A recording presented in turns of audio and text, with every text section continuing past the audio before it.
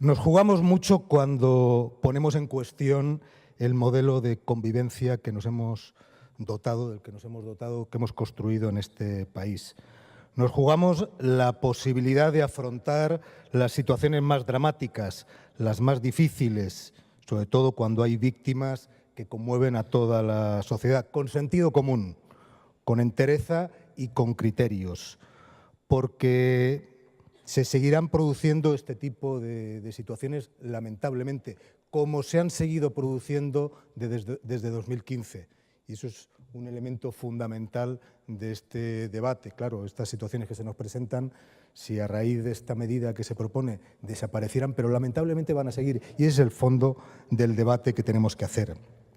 El modelo de convivencia que hemos construido en este país tiene que ver con la existencia de buenos profesionales, con un sistema eficaz que evite la impunidad de los delitos, con la atención integral a las víctimas, con la capacidad social colectiva de minimizar el número, la intensidad de los crímenes, de reinsertar a quienes los hayan cometido.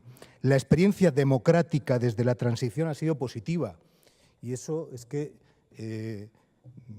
llama la atención que no se destaque. España, Madrid son espacios seguros, con unos índices de criminalidad excepcionalmente bajos, nada menos que con 20 puntos de diferencia de la media europea. Contraste con esos datos que decía usted de otros sistemas penales. Pues con el sistema que tenemos 20 puntos por debajo de la media europea.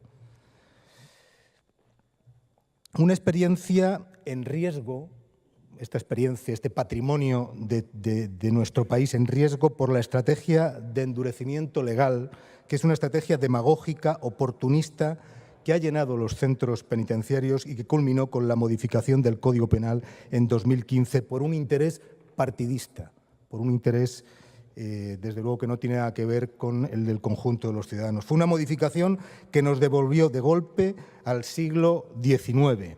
El último Código Penal español que incluía penas de prisión perpetua fue el de 1870. Es más, el sistema de la reforma penal de 2015 es mucho más duro que el de 1870, ya que este partía de la idea de que una pena de 30 años de prisión era ya un máximo y que solo en circunstancias extraordinarias demostradas por el Gobierno se podía prorrogar.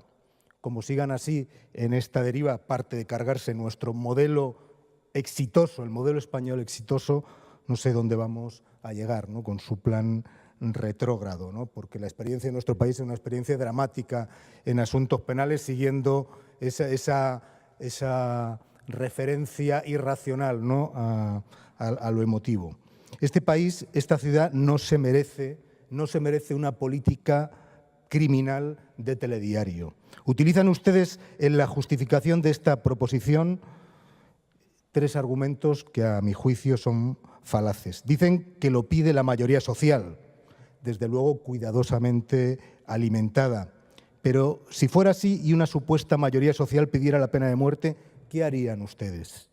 Porque pena de muerte también, lamentablemente, hay en muchos países. Como dice el profesor Tomás Vives Antón, poner a las víctimas como eje de la política criminal es un error ético, pues o es exigirles una imparcialidad y objetividad imposible para ellas, o es plegarse a una idea de la justicia distinta de la que debería imperar en una sociedad racional. Y que lo hagan las víctimas, lo entiendo, que lo hagan ustedes, la verdad, que es que define. Dicen que lo ampara la Convención Europea de Derechos Humanos, y no. Lo que ha dicho el Tribunal Europeo de Derechos Humanos es que la prisión permanente revisable no contradice lo que es un tratado de mínimos, que no es lo mismo. Si ajustáramos el contenido de la Convención de Roma a las políticas públicas de los Estados, no tendríamos, por ejemplo, pues la mayoría de las políticas sociales de este ayuntamiento. Dicen que otros países europeos tienen prisión permanente revisable. Es cierto, pero es que lamentablemente muchos países europeos hoy en día nos avergüenzan con algunas medidas de retroceso de derechos y libertades.